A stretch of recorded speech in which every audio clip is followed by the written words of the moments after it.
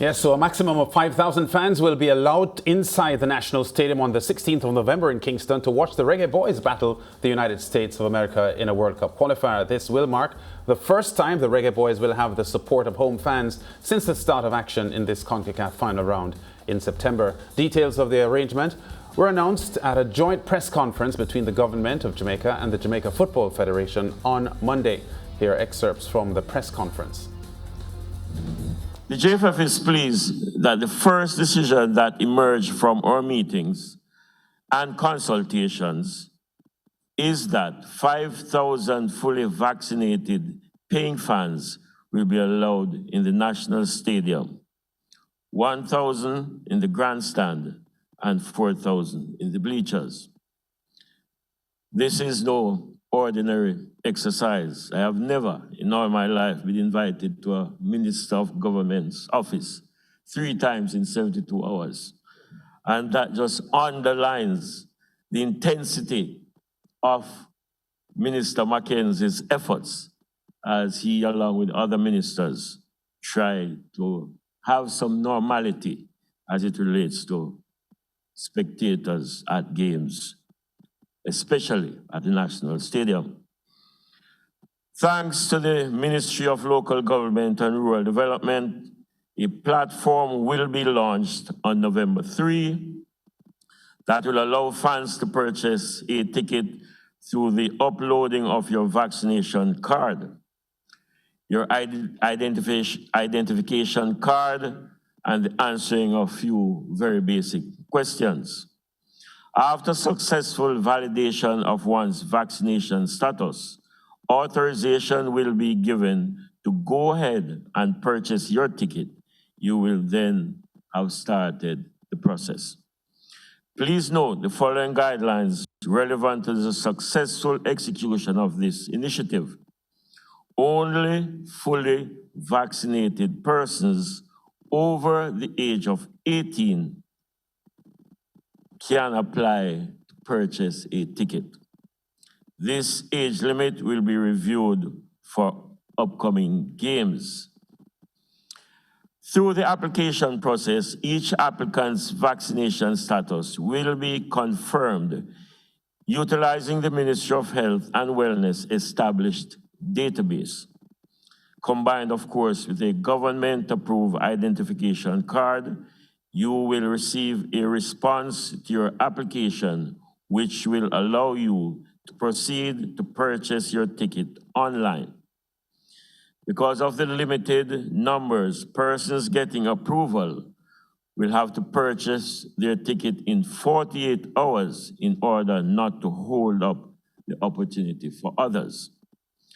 Tickets will be available for purchase as of Wednesday, November 3. And Minister Mackenzie has committed that he will be the first person to get on the platform to purchase a ticket. Sure, Ministers Tufton and Grange will have something to say about that. I want to emphasize the following. We have entered a new and sophisticated phase in our sporting landscape with much more reliance on the digital world. The pandemic has forced it on us, but it was inevitable. I encourage Jamaicans to join us in this new world. There may be challenges in the process, and we will put in place hotlines for persons who face such challenges. These numbers will be advertised in coming days. Match time is 5 p.m. on Tuesday, November 16. We will be opening the gates at 1 p.m., much earlier than normal. This is in an effort to prevent any crowding at the entry points. The JFF is working with public health authorities to have in place a network of trained COVID-19 marshals as well as security personnel to monitor compliance with the respective protocols. We will utilize bullhorns, signage, and our match announcers to remind persons about the health protocols as well as entry points. There will be very limited physical outlets for persons to purchase where they may have challenges with online purchases. These outlets will be advertised, and let me remind you, there will be no selling of paper tickets. This is the first time we are using the system. So we start with a number that we think, based on the discussions that we have had with the Ministry of Health and all the stakeholders, we start with a percentage of the stadium.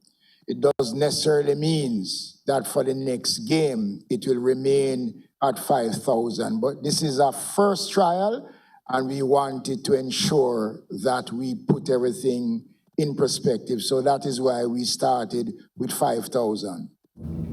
Yeah, so great news there for football fans in Jamaica. November 16th, by the way, will mark the 24th anniversary of Jamaica's qualification to the France 1998 World Cup finals. Of course, a 0-0 draw with Mexico on the 16th of November 2017.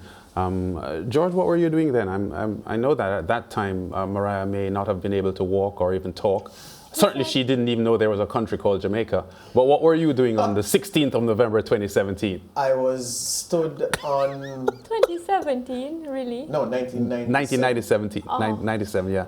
I was like, Lance, really? 2017 I didn't know. It was 97. 97, yes. So he's coming to stand? Yeah. Okay. 1997, yes. All right. So I was stood on the Old Harbour Main Road in the company of Randy Gale, an ex-striker for the Old Harbour High, the Costa Cup football team.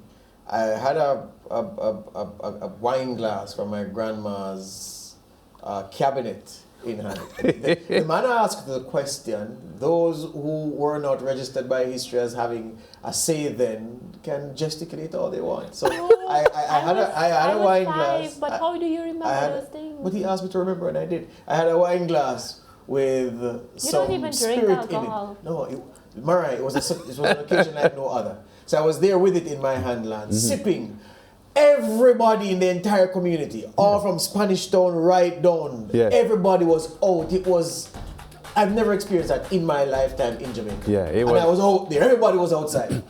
Celebrating. And because of the anniversary nature of what will happen in mid-November this year, I think it rings even more significantly for the football fans that they will be able to watch the Jamaica Reggae Boys play on a date like that. Yes, Lance, and I think it's a massive turning point in Jamaica, especially because, when you travel to other countries, and you've said it to me before, that, yes, the vaccination rate in other countries are much, much higher than, in the Caribbean, especially Jamaica. So maybe that's why the government, they have to do what they have to do to suit the situation that we have, right?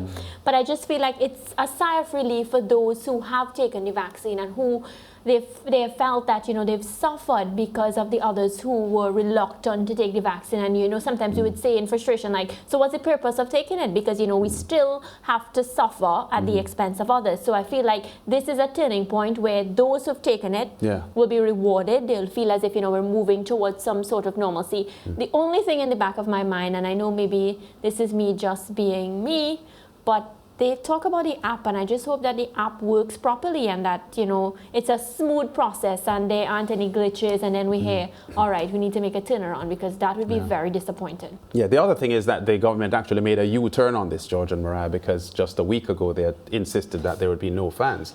And I think football fans have been outraged. I don't think that's a too strong a term, but outraged by the fact that our rivals in the CONCACAF final round qualifiers have been able to benefit from home fans, and Jamaica hadn't been.